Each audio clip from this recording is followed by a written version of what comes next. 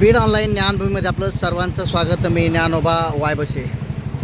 जिल्हाधिकारी कार्यालयाच्या दारात गेल्या 12 दिवसापासून स्वर्गीय विलास घुले यांचं कुटुंबीय आमरण उपोषणाला बसलं आहे। गेल्या 12 दिवसापासून याच ठिकाणी आमरण उपोषणाला बसल्यामुळं त्यांची प्रकृती खालावलेली आहे। विलास घुले यांची पत्नी सध्या जिल्हा रुग्णालयात ॲडमिट आहे, त्यांच्यावर सध्या उपचार सुरू आहेत।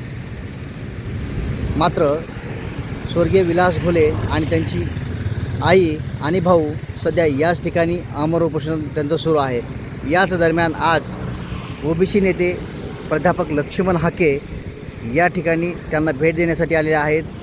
सध्या सायंकाळचे 9 वाजल्यात या ठिकाणी त्यांच्या समवेत असंख्य कार्यकर्ते आहेत आणि आता काय बोलतात याकडे आता सर्वांचं लक्ष आहे।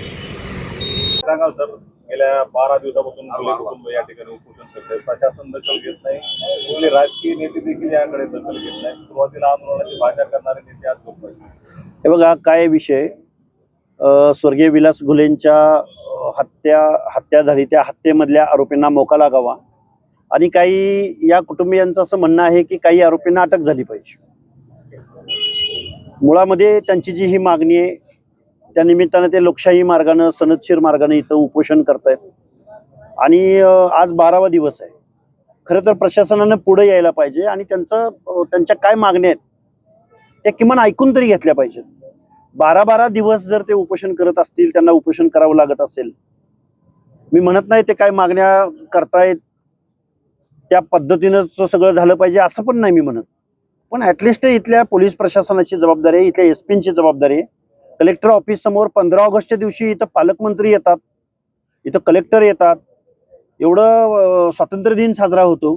अशा परिस्थितीमध्ये एका मृताचा भाऊ, त्यांची आई, त्यांची पत्नी एवढे दिवस उपोषण करतात, म्हणजे त्यांच्याकडे दुर्लक्ष करून प्रशासनाला नक्की काय मेसेज द्यायचा आहे हे मलाही न उलगडलेलं कोड आहे। एसपी साहेब नक्की काय म्हणणं आहे, तुम्ही किमान ॲटलिस्ट इथं येऊन त्यांची भेट घेऊन त्यांचं काय म्हणणं आहे एवढं तरी ऐकायला पाहिजे होतं असं माझं म्हणणं आहे। आमदार धनंजय मुंडे देखील या ठिकाणी होते, आज पंकजा मुंडे देखील बीडमधून येऊन गेला, परंतु यापैकी कोणीही उपोषणाकडे आले नाही की सुषमा घुले यांनी विष प्राशन केलं, त्यांची देखील भेट घेतली नाही। का असं दुर्लक्ष केलं जात आहे? हे बघा, लोकप्रतिनिधींनाही माझं सांगणं आहे, हे बघा राजकारण वगैरे, पक्ष पार्टी राजकारण, निवडणुका ह्याच्या पलीकडे जाऊन आपण इतर वेळी जर कोण लोकशाही मार्गानं सनदशीर मार्गानं जर आंदोलन करत असेल तर त्यांचं काय म्हणणं आहे हे ऐकून घेतलं पाहिजे लोकप्रतिनिधींनी, असं म्हणणारा मी कार्यकर्ता आहे। उद्या यांच्या तब्येतीवर काय झालं आणि मग परत कायद्याने म्हणजे काही घटना घडायची वाट बघतायत का प्रशासन,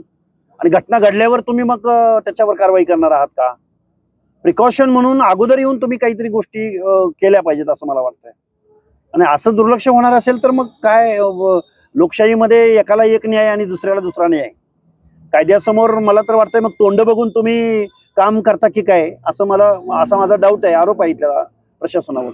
खासदार बजरंग सोनवणे यांनी एका भाषणामध्ये सांगितलं की केवळ राजकीय हस्तक्षेपामुळे माझ्या मुलाचं पुरवणी जबाबामध्ये नाव आलं आणि आता जर आरोपी म्हणून नाव येणार असेल तर मी गप्प बसणार नाही। हे बघा काय आहे, इथं कायद्यावर विश्वास असला पाहिजे। कायद्यापेक्षा खासदार झाला म्हणून तुम्ही मोठे नाही आहात, आणि तुम्ही खासदार झाला म्हणजे तुम्हाला वेगळा न्याय, आणि सामान्य कुटुंबातला एखादा जीव जात असेल तर त्यांना वेगळा न्याय, असं कोणी सांगितलंय?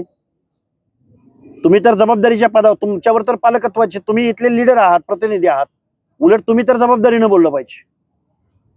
पण असं न होता असं होणार नाही ते।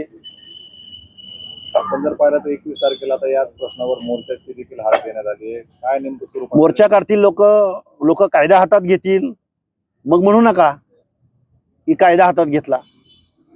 आता सनदशीर मार्गाने चालू आहे ना उपोषण, आलं पाहिजे, माझं तर मत असं आहे।